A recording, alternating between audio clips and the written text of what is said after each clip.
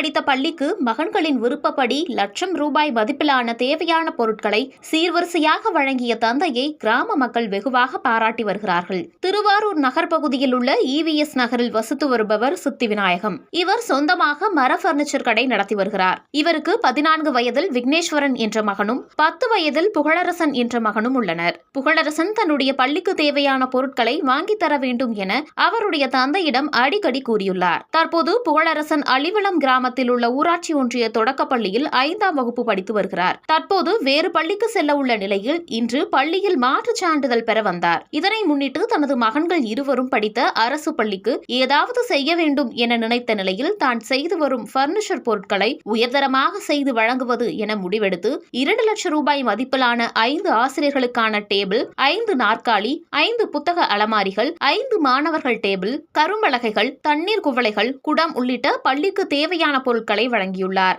இதனை ஊர்வலமாக கிராமத்தார் முன்னிலையில் தனது மகன்களுடன் மேலதாளம் முழங்க பள்ளிக்கு எடுத்துச் சென்று ஆசிரியர்களிடம் ஒப்படைத்தார். இந்த ஊர்வலத்தில் பள்ளி மாணவர்கள், ஆசிரியர்கள் மற்றும் பள்ளி மேலாண்மை குழு நிர்வாகிகள், கிராம மக்கள் உள்ளிட்ட ஏராளமானோர் பங்கேற்றனர்.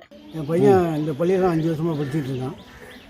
அதனால் இந்த பள்ளிக்கு கல்வி சீராக இந்த பொருட்கள்லாம் செஞ்சு கொடுக்கணும்னு ஆசை. என் பையனும் ஆசைப்பட்டான். அதனால் நான் செஞ்சேன். அடிக்கடி வேலை நிமித்தமாக வெளியில் போகிறதுனால நான் இல்லைன்னா கூட இந்த ஸ்கூல் டீச்சர்ஸ் எல்லோரும் அவனை வீட்டில் அழைச்சிட்டு போகிறது, வீட்டில் கொண்டாந்து விடுறது, அவன் லீவ் போடாமல் பார்த்துப்பாங்க. அதுக்காகவே இந்த ஸ்கூலுக்கு செய்யணும்னு ஒரு ஆசை இருந்தது. அதுக்காக செஞ்சேன். 5 table, 5 board, 5 chair, 6 chair, black board 5 black board, writing board, அது இல்லாமல் அந்த வாசகம் காமராஜர் படம் அடங்கிய வாசகம் போர்டு 5, எல்லாம் ஒரு 2 லட்சம் ரூபாய்க்கு மேலே உள்ள பொருள் நான் செஞ்சு கொடுத்துருக்கேன்.